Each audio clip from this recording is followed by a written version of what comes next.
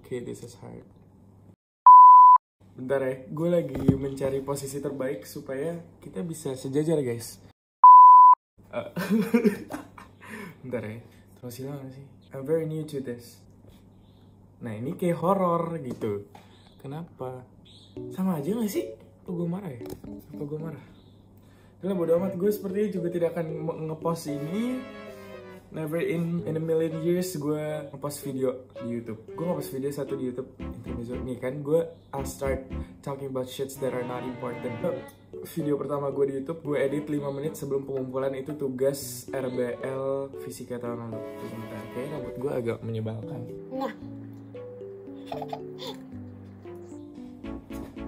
Let me drink my coffee, jadi kita berenergi ya guys. Ini nggak sponsor tapi gue bodo amat.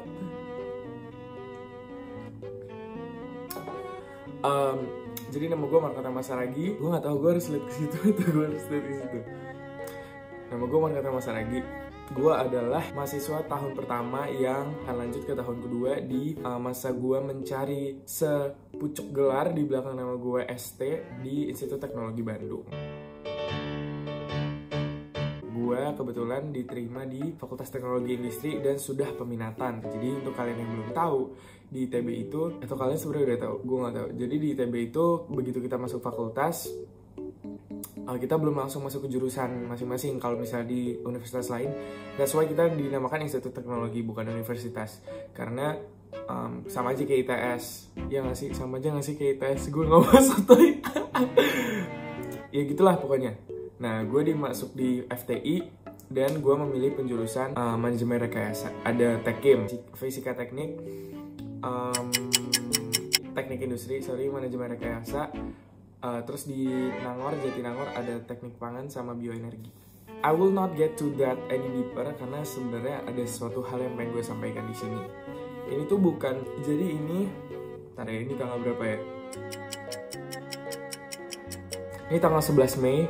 Jadi untuk teman-teman Fakultas Teknologi Industri yang lihat, ini siapa sih ini orang, ini kayak penyusup deh. Ini gue beneran tama guys, cuman rambut gue aja berubah. Dan I gain a couple of pounds karena gue sangat sejahtera di Jakarta.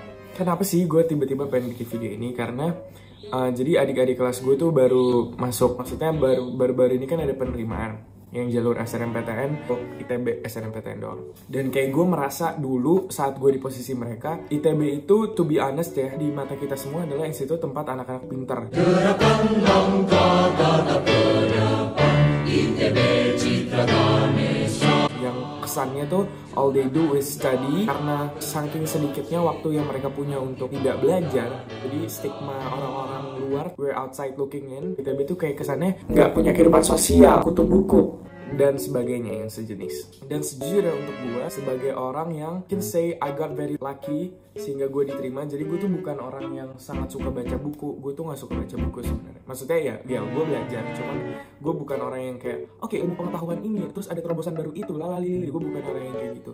Jadi gue bisa terbilang hoki, ya semua orang punya jalannya masing-masing. Cuman gue sangat beruntung diterima. Hingga dulu gue takut gue tidak bisa fit in dengan pace ITB yang gue melihat sangat cepat. Dan kayak gue bukan model orang yang kalau belajar tuh harus belajar terus. Dan satu, gue harus belajar bareng-bareng. Kedua, gue harus belajar sama orang yang teman main gue juga gitu. Jadi gue nggak bisa misalnya gue main sama kelompok A tapi nanti gue belajar sama kelompok B. Gue nggak bisa gitu dari SMA. Jadi teman belajar gue itu adalah teman main gue juga. I was kind of afraid that I won't find anyone yang bisa belajar dan juga bermain. As they said, work hard, play hard. Tapi itu akan berubah seiring berjalannya waktu. Nanti we'll get to that later. Jadi what I wanna say to you guys yang bercita-cita mungkin masih di bangku SMP, SD, atau mungkin gak ada yang nonton ini, gue juga gak tahu, yang bercita-cita masuk ITB, jangan dulu takut. Karena itu dulu salah satu kesalahan gue. Kayak gue hesitate, kayak aduh takut nih masuk ITB, keterima aja belum udah takut. Emang aneh gue ini. Ya gitu, gue akan menjelaskan gimana sih sebenarnya kehidupan di ITB itu sebenarnya.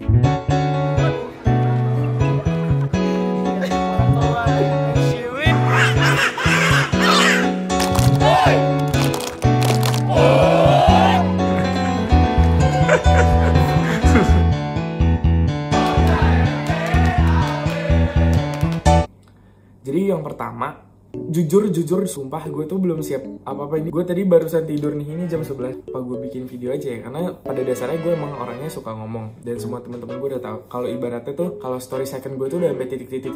Teman-teman gue udah kayak, ya mereka sangat baik untuk bertahan dengan gue. Tapi kayak gue butuh salah satu media untuk menyalurkan keinginan dan gairah untuk ngomong ini. Disclaimer aja, ini kan based on my personal experience. Gue sebagai mahasiswa yang barely made it through the first semester and the second semester, mau sharing sama whoever it is yang akan menonton, paling juga keluarga gue dan teman-teman terdekat gue. Beribu-ribu mahasiswa yang lain tuh bisa aja memiliki pengalaman yang sangat berbeda dari gue. Jadi tolong jangan dijadikan apa-apa. Don't quote me on any of this. Dan iya, Tama, kita udah tahu gitu kan dalam hati kalian. Gue aneh banget nih ngomong sendiri. Ini gue lagi scrolling through my pictures. Jadi gue berasal dari suatu sekolah swasta di Jakarta yang guru-gurunya tuh sangat well educated on steps yang harus diambil oleh orang-orang yang mau beranjak ke universitas, baik PTN atau PTS ataupun luar negeri. Jadi I was actually introduced sama guru BK gue tentang manajemen rekayasa ini. Jadi a little backstory, I've been through a lot of phases in my last year of high school. Sampai teman-teman gue mungkin sempat kesel sama gue karena kayak, today I wanna become a policeman, terus besok gue pengen jadi dokter, terus lusa gue pengen jadi apa, terus minggu depan gue tiba-tiba pengen ngambil hukum, which is beda sama major yang gue ambil karena gue belajar natural sciences, which is IPA.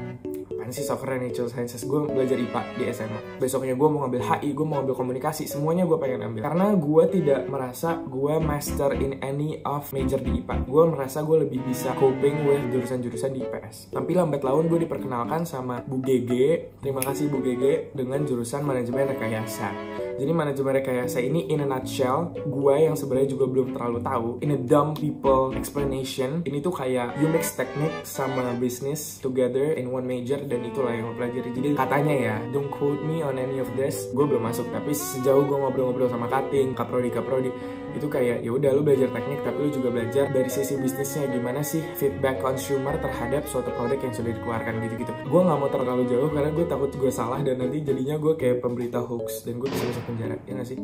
Don't quote me on any of this. Inilah yang gue bilang jalan Tuhan. Jadi karena gue memilih peminatan dan pada saat itu di angkatan gue pada nggak terlalu banyak yang tahu peminatan manajemen rekayasa. Gue diterima itu lewat jalur SNMPTN. That's why gue bilang semua orang udah punya jalannya masing-masing. Itu gue tuh dulu udah budak inten banget, dan kayak gue inten setiap hari, nggak setiap hari sih, maksudnya setiap jadwal gue datang dan kayak ya udah kita ngisi SNMPTN dengan harapan kita dapat, tapi kita juga harus prepare for the worst. Dan ternyata gue dapat bersama beberapa teman gue dan lumayan banyak pada tahun itu karena indeks prestasi sekolah gue bagus karena kakak kelas gue sangat-sangat super pintar. Jadi credits to them juga. Nah, gue sebenarnya dapat waktu free itu lebih banyak dari yang lain karena begitu pengumuman SNM, I have nothing else to do sampai kita pendaftaran mahasiswa baru. Jadi all I did was actually nothing gitu. Tidur, makan, ya olahraga dikit-dikit, terus makan lagi, tidur lagi, nonton. Jadi apa sih? Gue tadi mau ngomong apa ya? Kenapa? Ya pokoknya gitulah. Akhirnya gue masuk dan pindahlah ke Bandung, long story short. Hari pertama gue di Bandung itu, ini gue akan masukin gambarnya di sini. Gue nggak tahu sih gimana cara ngeditnya, cuman ya gue punya benak aja di gue kalau nanti di sebelah gue atau di mana gue, pokoknya di layar yang kalian lihat akan ada gambar. Kan dari tadi gambarnya belum ketemu gitu. Nah, oke. Gue sempet ngecek kosan karena kita nyari kos-kosan. Please nanti tunjukin gambar yang ini ya, Tam. Oke. Jadi gue sama teman-teman gue ke Bandung waktu itu. We took a short trip, a one day trip ke Bandung untuk ngecek kosan dan see how things are going di sana. Ya cek ombak sih. Ini sama teman-teman yang satu kosan sama gue. Pada tanggal 28 Juli itu hari pertama gue menempatkan kaki di Bandung, bumi Pasundan, anjay. Inilah gue saat kita pindahan. I've always wanted to make a video tentang recap 1 tahun gue. Jadi saat itu gue bikin timelapse di awal kosan gue kosong terus masukin baju. Iya, kalau kalian lihat di sini tuh bajunya super banyak karena emang banyak guys. Dan semua orang yang ke kamar gue kayak, ini lo mau ngapain? Lo mau kuliah apa? Lo mau kehujanan tiap hari sih sampai lo bawa Oke, jatuh. Nah ini Mang Aman ya. Jadi gue bawa super banyak baju karena gue kira kayak kalau bocah kuliah udah gak ada seragam lagi. Jadi kayak daripada gue pusing gue mau pakai apa, ya udah gue bawa aja semuanya. Jadi tiap hari gue ganti. Jadi tips pertama, nggak usah bawa banyak baju. Udah, lu kesana untuk belajar, bukan untuk peragaan busana. Ya udahlah, pokoknya kalian kesana untuk belajar guys. Dan itu masih nasihat yang masih gue butuhkan sampai sekarang. Udah for the first 3 days or 4 days, gue dan keluarga gue mencoba mengelilingi Bandung karena memori gue tuh nggak sebagus orang lain. Kayak teman-teman gue ada yang kayak, oh iya gue tahu nih sebelum kita pindah ke Bandung ya, kayak ngobrol-ngobrol ini. Ya guys, maaf, ternyata dari awal tadi baterai gue udah 5%, jadi barusan mati. Jadi kita lanjutkan lagi ya. Oh, keluarga gue keliling-keliling. Gue pengen blend in aja gitu, become a Bandunger gitu kan, in like 4 days or so. Nah, terus kegiatan pertama yang gue lakukan di Bandung adalah, jadi bokap gue tuh tidak mengekspektasikan kosan gue seperti itu adanya. Kira dia menyarankan gue untuk mencari tempat tinggal yang lain dengan pertimbangan dia yang tidak bisa gue sebutkan. Dan setelah kita jalan-jalan, kita ngecek salah satu tempat tinggal lah yang disewakan di Bandung. Ini keren banget karena view-nya tuh langsung ke Sabuga. Cuman karena gue udah PW dengan teman-teman gue, ini 1, 2, gue nggak tahu ngeditnya gimana ya. Teman-teman gue yang di kosan ini, lo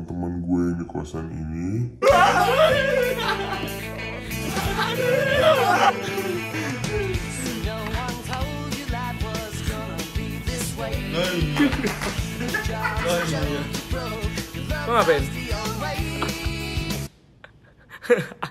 Aku SBMITB, SNMPTN loh.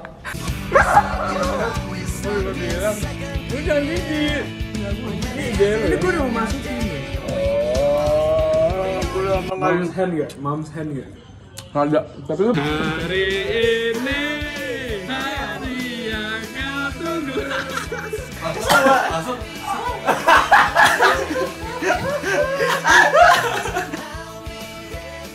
Gue cuma gak mau teleponan aja sama lu. Adit the fuckboy. I know right, I know you feel me bro, you feel me. We out here bro, we out. Berapa itu mau? Ada lampu-lampu gawe. Gue memutuskan untuk stay di kosan gue karena udah dibayar juga. Jadi kayak would be a dumb thing untuk tidak stay. Terus kita keliling-keliling, gue melihat ke gedung jurusan teknik industri. Kayak gue nggak tahu ini sebenarnya dibolehin gak sih? Apakah gue akan kena marah? Rambut gue masih pendek banget gila. Nah, terus kita beli perabotan. Nggak seru gak sih kalau gue ceritain ini? Tapi bodo amat. Kumon. Kak Ceye. Kumon bukan Intan. Terus ini terakhir kali gue pisah sama Pak Aziz. Pak Aziz tuh berjasa di kehidupan SMA gue dan kuliah gue karena dia yang setia mengantar. Ini Pak Aziz terakhir kali ketemu Pak Aziz. Enggak sih, sebenarnya setelah itu masih sering ketemu Pak Aziz kayak agak terakhir gitu. Ini itu habis pendaftaran ulang, habis dapet Jamal. Ini semua sekolah SMA gue. Kita foto lah di depan gedung TI. Iya, kenapa ya gue mukanya kayak gitu ya? Gue juga nggak tahu. Terus pertama kalinya gue ketemu teman-teman satu fakultas yang besar. Karena gini, ada 2 jalur waktu pendaftaran ulang. Jadi ada yang udah buat SNM, ada juga yang buat jalur SBMPTN dan Mandiri. Jadi I did not get the chance untuk ketemu sama teman-teman sesama fakultas karena jalurnya udah dipisahin dan waktu itu gue rada telat. Jadi gue menyesuaikan jadwal sama teman-teman yang jalur SBM dan Mandiri. Dan mereka dapat jalurnya jadwalnya siang. Jadi gue pun otomatis kesananya siang. Dan ternyata anak-anak SNM mungkin udah datang pagi dan siang kosong. Jadi gue nggak perlu ngantri, gue langsung langsung ngambil Jamal dan keluar. Ini pertama kali kita ketemu waktu kita merencanakan main futsal bareng. Gue tidak main futsal, kita datang untuk jadi tim hore aja. Nah ini ternyata gue ada di sebelah Amer guys. Dan little did we know kita akan menjadi sangat dekat. Makasih. Udah ngerayain 19 tahun. Makan dulu. Emang di sebelah Mischief KFC? Iya. Emang di sebelah Mischief KFC? Iya. Dan ternyata dia satu jurusan sama gue. Jadi cerita lucu adalah teman-teman dekat gue sekarang itu majority ternyata satu peminatan juga sama gue di manajemen rekayasa. Jadi tadinya gue yang sangat penuh dengan ekspektasi bahwa gue tidak akan punya teman, gue nggak akan bisa ngobrol. I was kind of afraid that I won't find anyone yang bisa belajar dan juga bermain. Gimana ternyata semua orang yang dekat sama gue ya mayoritas manajemen rekayasa. Ada Amer, ada Fadil, dan more are coming. Kita doakan karena mereka sekarang lagi menunggu. Karena kita lagi fase-fase UAS guys dan lagi menunggu pemilihan jurusan. Nih, jadi FTI itu dulu sering buat gathering deh. Oh, ini lagi.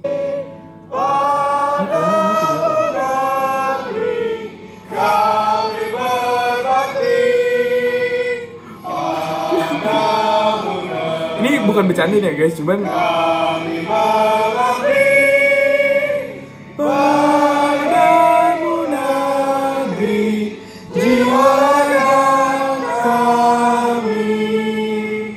Oke, itu bukan bercandaan lagu nasional gue bercandain, bukan. Cuman kayak gue sama teman gue Zidan mencoba nyanyiin di oktave yang tinggi dan ternyata itu menjadi hal yang lucu. Oh, ini gathering pertama. Jadi gathering pertama FTI itu kalau nggak salah namanya Integrity ya. Integrity atau apa sih? Terus kita datang, dress code-nya biru kalau nggak salah. Tapi entah kenapa gue pakainya putih. Apa putih ya?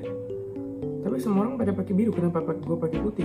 Terus Zidan pakai hitam, gue juga bingung. Pokoknya kita pakai Jamal di situ. Dan itu hari pertama gue ketemu Bang Odir, Vicok, Davin, Galih, ketemu Paler juga pertama. Ya disitulah semua.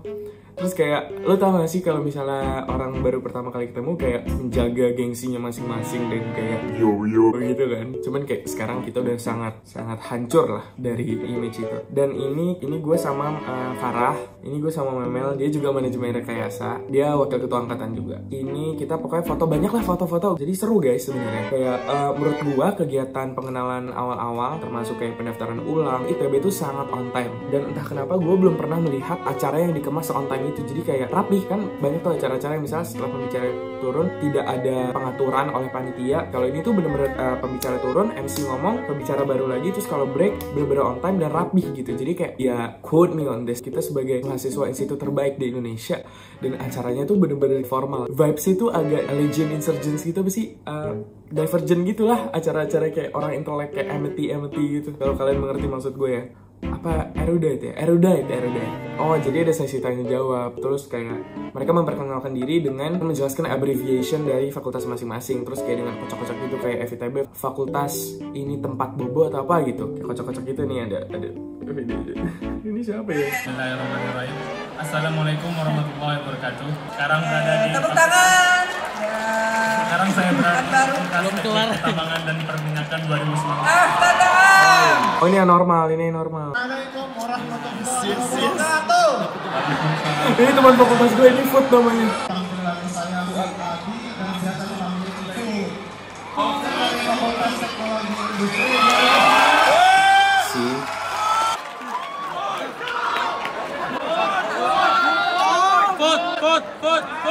Jadi kayak sebelum kita masuk tuh di grup angkatan udah banyak banget orang dengan nama-nama panggilan random. Kita kayak masing-masing ngobrol kayak yang mana sih yang namanya ini, yang mana sih yang namanya ini. Nah, yang Food itu tuh kayak tidak kunjung terungkap siapa sih Food ini.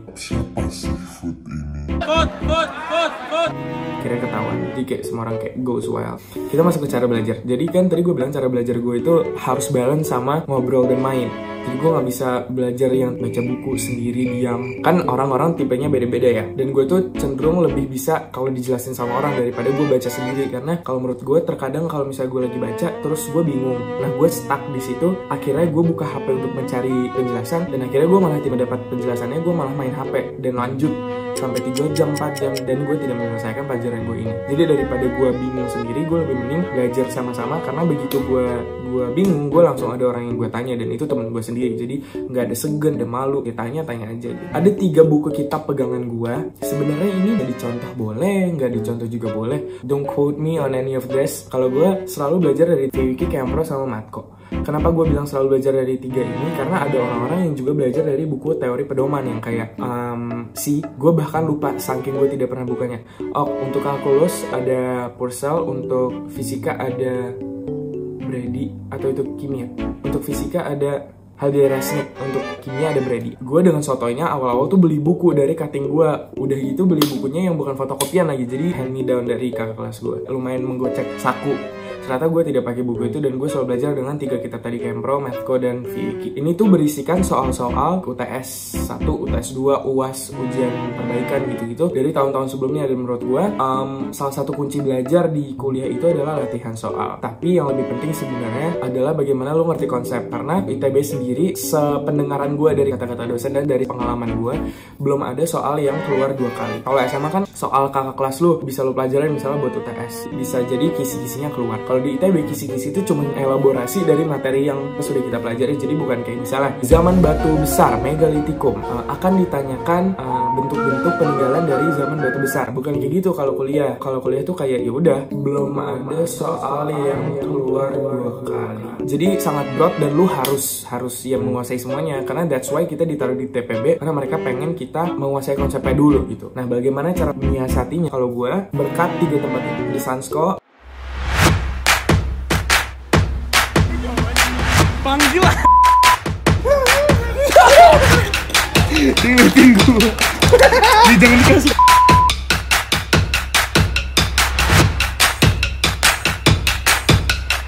Ada rumah temen gue, Fadil. Ada kepentingan apa? Saya mau nyewa villa, Kang. Nyewa villa? Iya, Kang. Udah pesen di Traveloka? Udah kan? Tiket.com saya mah. Gils, kuat banget, Fadil. Kita didorong dong.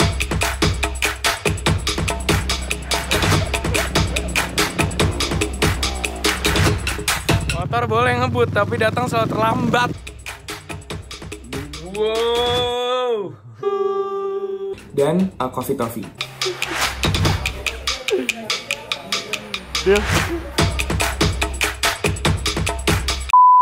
Tiga tempat ini menurut gue yang sangat gue rekomendasikan untuk belajar. Tapi of course si rumah Fadil ini nggak bisa kalian pakai karena ya itu rumah orang. Kalau Sansko ini coworking space yang 24 jam, dimana kalau misalnya jam 10 orang-orang yang bisa stay untuk belajar sampai pagi itu cuma orang-orang yang sudah masuk dari sebelum jam 10 malam di ruang indoor mereka. Dan di awal-awal semester 1 itu yang gue lakukan dengan teman-teman. Saya minggu ini kalkulus, minggu depan kimia, fisika. Kita dari seminggu sebelumnya atau beberapa hari sebelumnya udah nginep di situ. Kenapa kita nginep? Supaya kita fokus dan ya udah nothing to worry, kayak Aduh, gue harus pulang. Aduh, gue harus mandi. Aduh, gue harus makan. fokus lu di situ adalah belajar dan main juga karena tempatnya ya relatively enak untuk ditongkrongin gitu. Tapi lambat laun kita merasa Sansko ini keramaian dan AC-nya tuh sering banget dibenerin. Kita mencarilah tempat baru. Dan terkadang gue ke tempat yang kedua ini, rumah Fadil. Rumah Fadil ini PW ya, tipikal rumah Bandung lah. Rumah-rumah yang halamannya gede, dingin. Jadi kita sering banget belajar di situ sampai malam, sampai nginep udah kayak rumah kedua. Bahkan ada fase dimana gue lebih sering di rumah Fadil daripada di kosan gue sendiri. Other places yang I would recommend itu kalau misalnya kalian lagi pengen belajar sendiri itu bisa di Koma.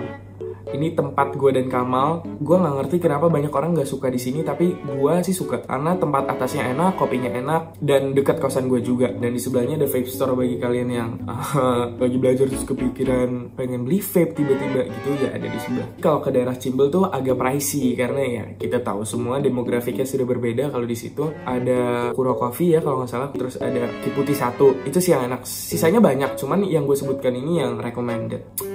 I was very thankful gue mendapatkan teman-teman ini di journey gue di TPB, karena menurut gue TPB itu seleksi alam, whether or not you are fit for the part dan whether or not you make the cut. Kita percaya bahwa semua orang yang udah keterima di ITB berarti otaknya ada.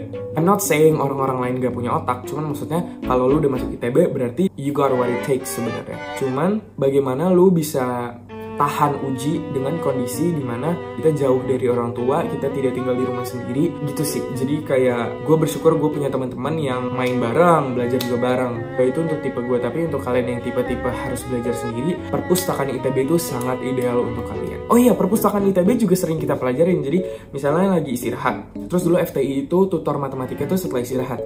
Jadi kalau tutor matematika ada kuis, kita selalu belajar di perpustakaan lantai 3. Lantai 3 atau lantai 4 sih? Lantai 3. Terus itu ada sofa panjang dan itu memang setiap istirahat teman-teman kita semua yang ada di situ. Nah, untuk kalian yang harus diam tuh ada di lantai 1 atau lantai 2 gitu. Ada no speak zone gitu.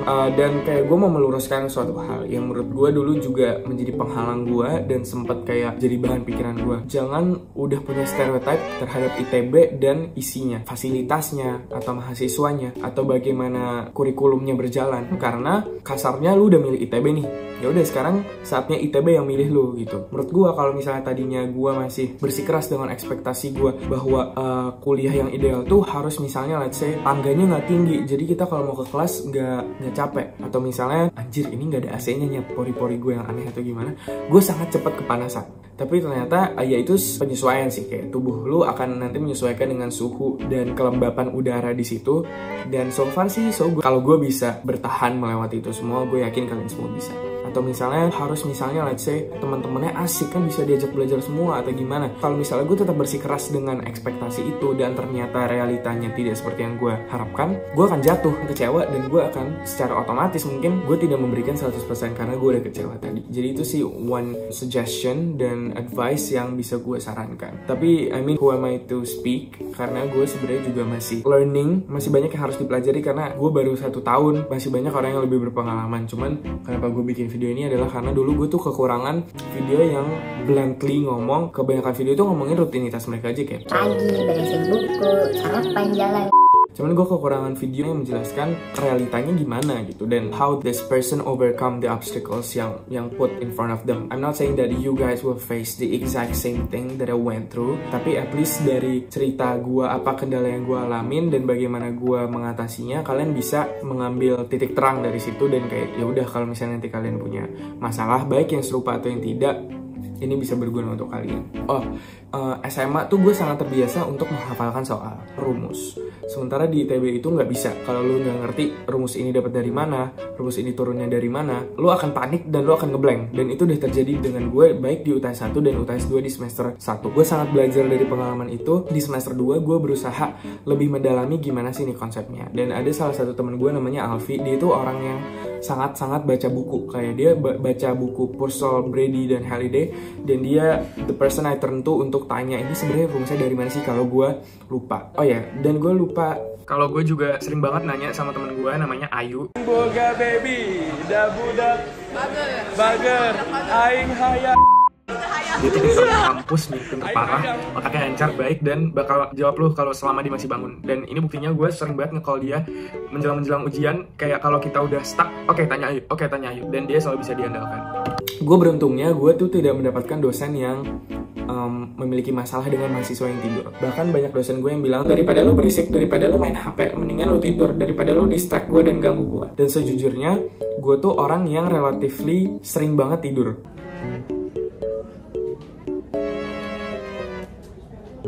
Berapa kau mau saya?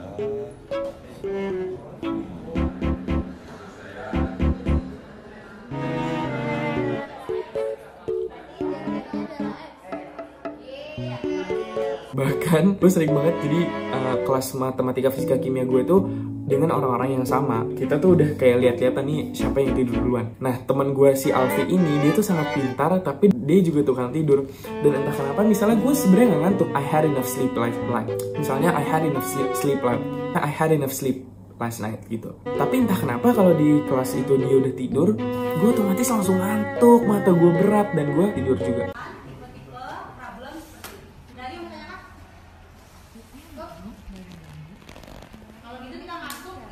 I'm very thankful karena gue mendapatkan dosen-dosen yang gak masalah gitu dengan mahasiswa yang tidur. Karena kalau enggak, gue bisa stres karena udah ngantuk. Misalnya kita nggak ngerti pelajaran di depan. Nah, bagaimana cara gue tetap bisa belajar dengan baik kalau gue ngantuk di kelas? Gue nggak tahu ini terjadi di fakultas lain, tapi FTI itu sangat peduli dengan teman-temannya. Banyak kelas tutor yang dibuat oleh teman-teman kita sendiri. Dan mereka-mereka yang udah sangat pintar, misalnya udah anak OSN lah, anak akademis lah gitu-gitu. Jadi tutor-tutor itu sangat gue andalkan dan ya sebisa mungkin kita ikutin. Somehow mereka juga tahu soal-soal dosen itu mengarahnya kemana. Mungkin karena mereka udah sering banget latihan soal dari tahun-tahun lalu gitu sih. One thing that I wanna point out is to know your weakness dan bagaimana caranya lu menutupi kekurangan itu. Mungkin ini sounds very cliche, gue tau. Tapi ini benar adanya, maksud gue kayak gue tahu gue orangnya suka tidur di kelas. Kalau misalnya gue tidak mengulik lagi di luar kelas, gue akan KO. It's one way for me to still be able to keep up with the pace in ITB yang sangat cepat. Kalau ada satu nasihat lagi yang boleh gue kasih adalah sangat kenali model dosen lo. Karena dosen itu juga manusia loh. Kayak mereka punya ego masing-masing, mereka punya kekurangan masing-masing, dan mereka punya kelebihan masing-masing. Misalnya kakak kelas lu bilang, lu kalau dapet dosen ini, lu gini-gini aja. There are some parts of it yang true, tapi there are some parts yang mungkin tidak terjadi juga pada lu. Jadi balik lagi lu harus kenali dosen lu, karena treatment yang mereka berikan pasti beda-beda. Work your way around them. Bagaimana caranya lu mendapatkan hati mereka in a way yang lu jadi berdamai dengan mereka, mau mereka ngeselin apapun atau mereka demanding apapun. Gue ada tuh dosen yang ngomongnya kecil banget, gue selalu dapat tempat duduk yang di belakang. Ya udah, karena gue tahu gue tidak akan bisa mendengarkan dia, gue memilih untuk tidur dan gue minta catatan teman gue yang lain dan gue belajar setelah itu. Tapi ya salah satu yang bisa dilakukan sebenarnya ya datang lebih awal dan cari duduk di tempat depan. Tapi ain't nobody got time for that. Jadi gue memilih untuk belajar sendiri di luar. Gitu. Gue percaya semua orang yang udah keterima ITB pasti bisa melewati TPB ini, asalkan kalian tetap mau dan tetap semangat. Karena kuncinya itu semangat. Kayak lu mau sepintar apapun, tapi kalau lu males, lu dead. Lu mau sebego apapun, tapi kalau lu semangat, ya lu bisa melewati itu semua. Hey, I'm not the smartest person. I made it karena gue belajar. Ada kan orang-orang yang memang di otaknya udah tersimpan materi-materi yang belum dijelaskan, tapi entah kenapa mereka udah bisa gitu. Ya semua orang punya blessing-nya masing-masing dan semua orang punya porsinya masing-masing.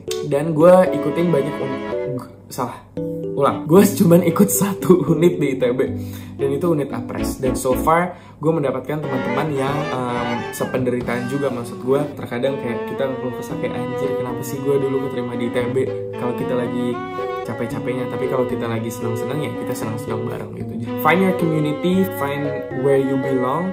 Karena ITB itu sangat heterogen. There's a place for everyone, and by everyone I mean everyone. Lu yang suka hal-hal berbau Jepang, lu yang suka musik rock, lu yang suka politik, lu yang suka ngobrol, lu yang suka diem-diem tapi tetap ada teman di samping gitu. There's a place for everyone.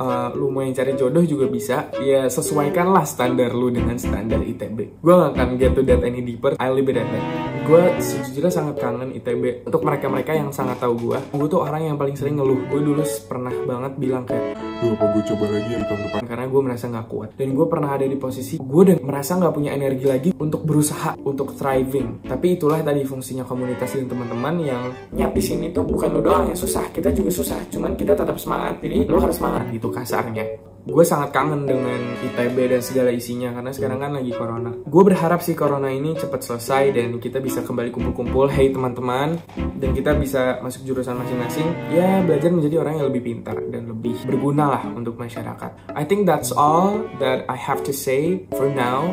Dari sekian menit yang ada di sini, gue nggak tahu cara ngeditnya ini supaya singkat, padat, dan jelas. Gue harap at least kalian dapat 1 poin yang kayak oh iya ya dari apa yang gue barusan bacotin. Let me know what you guys think of this first video of mine.